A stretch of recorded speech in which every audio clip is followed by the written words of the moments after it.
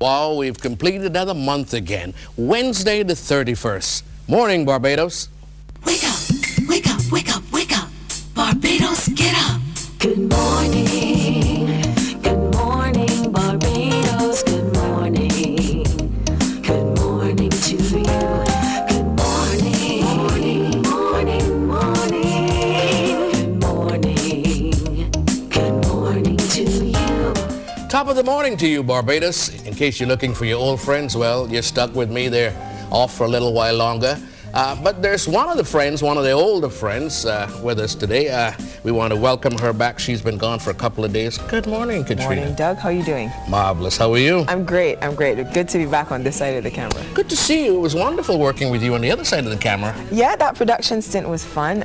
It really brought home to me what a great team we have pulling it all together behind the scenes. But being able to conceptualize a concept and watch it roll out and pull all the bits together and see what can go wrong as well. Nothing goes wrong. Without planning and preparing. Which do you prefer, behind the scenes or in front of the camera? You know what's funny? I think I prefer the behind the scenes because I don't have to care about what I look like. But thanks to our wonderful makeup artist Joanna Jones for making sure that I don't have to worry about that. But yeah, it was great. I was thinking in our opening chit chat, we haven't actually shared a microphone before, have we? No, but or a desk. It's not too late. Better late than never, right? You said it right, my dear. So did you enjoy yesterday morning with Joel? I did a little rusty. I haven't done it in a while, and you know, it took me about 45 minutes to wake up, but so your alarm went off at about it 3 then? No, at about 7:30. Wow. I mean, wake up on the set. I mean, try to get into the groove. But once you do get into it, I find that adrenaline is a funny thing, and when these cameras go live, it's one of those things that kind of pushes you forward. So, but I'm happy to be back on this side. Oh, good. I have to say, and always a great opportunity to share the desk with a veteran, somebody we've passed each other in the halls. I wish y'all stop using that kind of term, veteran. It kind of ages me. No, and it only suggests that you have been around long enough to be looked up to as a standard for broadcasting, I think. So I think that is the context. You're too kind. With which I say. But before we get into our usual chit chat, because sometimes we forget that we are here to pass on a bit of knowledge. We are? Yeah, we are. We're not here to just chit chat. We've got some Morning Barbados top lines for you, the details of which will come at 7 o'clock at the top of the hour. Doug? Good morning again. The Barbados Defence Force has been praised for preventing millions of dollars of illegal drugs from hitting the streets this year. This disclosure from Prime Minister Frondell Stewart during a parade to mark the 32nd anniversary of the BDF. Barbadians could lose their hard-earned cash if they're not careful when purchasing second-hand vehicles. The warning issued during a press briefing at the District A police station on the rise in car theft. Police Public Relations Officer David Welch says 6 stolen vehicles have been recovered so far in St. Michael. The Barbados-based airline Red Jet resumed service last night. There were apparently 2 flights overnight between Barbados and Guyana, and another flight is scheduled to leave this morning. The airline has been grounded since last week because of engine challenges. Sagicor Financial Corporation has raised close to $15 million in capital with its most recent offer of new shares. That is $150 million, I beg your pardon. This has been revealed by Group Chief Operating Officer Richard Kelman. Calling the initiative a success, he says the subscribers included existing shareholders and the International Finance Corporation.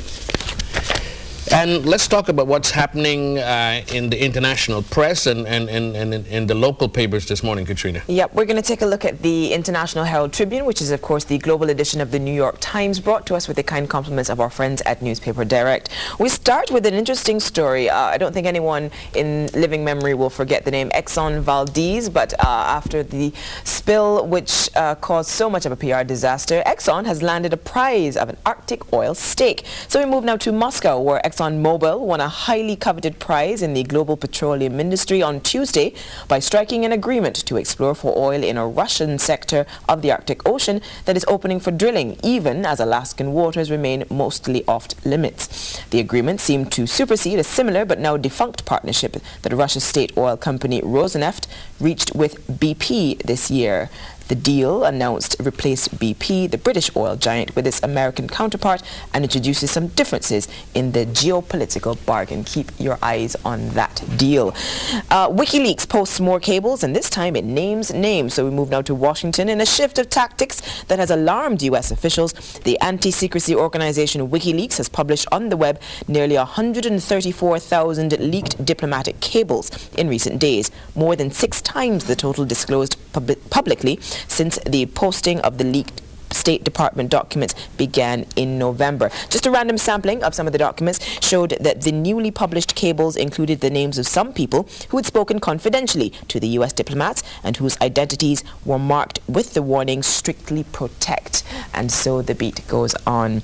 And sympathies now are beginning to wane for Haiti. We move to the Dominican Republic, where it is deporting Haitian refugees, turning them away from the border and generally making their lives difficult. This, of course, is because Haitians have been blamed for cholera, taking jobs, driving up crime. And now, with memories of the earthquake and the bonami it generated rapidly fading, the country, the Dominican Republic, is taking action. Of course, you know that they share a border. The police and military near the border, with little more to go on but darker skin color and a failure to produce identification, have stopped cars and buses and forced them to Haiti, human rights groups are saying. Unfortunately, we have a bit of a what do they call it? Fatigue. They call it disaster fatigue, where you get a little bit tired of the consequences of a disaster. The UN ambassador, Angelina Jolie, has said that she is afraid that people are going to have that happen to them with the spate of natural disaster. So we're going to keep our eye on that story, Doug. But now we take a look at what's happening in the local newspaper. We start with the Midweek Nation, where it's talks are stalled. No QEH or BAMP deals so far. And on the front page, a hotel that I have fond memories of for using its dive facility, the Kings Beach Hotel, is now being described as a royal pain. The once majestic Kings Beach Hotel stands in ruins today. The Mullins St. Peter property, once a source of pride to neighboring residents, is now a public nuisance. Plans for the luxury hotel in the late 1990s never materialized, and today the former 60-bedroom property is a breeding ground for rats, mosquitoes, and other pests. How the mighty have fallen.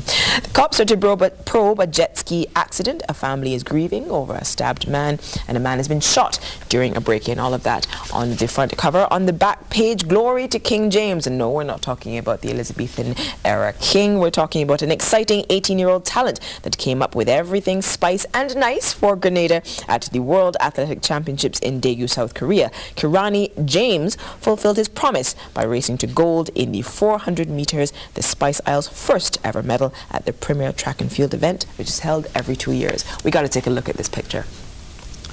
Eyes towards the sky, clearly thanking the higher power that would have propelled that win.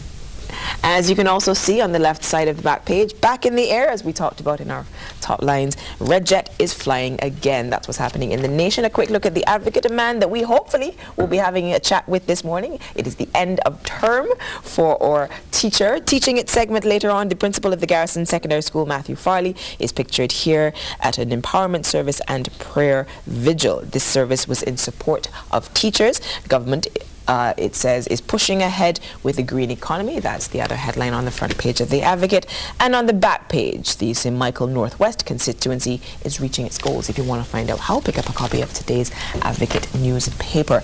Lots going on in the news, Doug, but of course we make our own news here. Today it's all about folk like you, men's health. Yeah, men's health, something near and dear to me. You know, I'm a walking billboard for hypertension and diabetes and all those other things, and I'm pretty much looking forward to the discussion on men's health, because men do not take their health seriously. But they're getting better. I have a father, I have a brother, so I have to take up for the men in my life, and they are getting there slowly but surely. Somebody else who's a big champion of that is our doctor on the line, Dr. Adrian Lord. He will be in as well this morning. He's always the one going, go get tested. Yeah, Adrian Lord. One of the good guys. One of the good guys. Past Dr. Brian Charles having his morning run on the way to work this morning. So good morning, Dr. Charles. And that's only in our first half. So we're going to take a very short break. And when we come back, we've got more for you on Morning Barbados. So don't go away.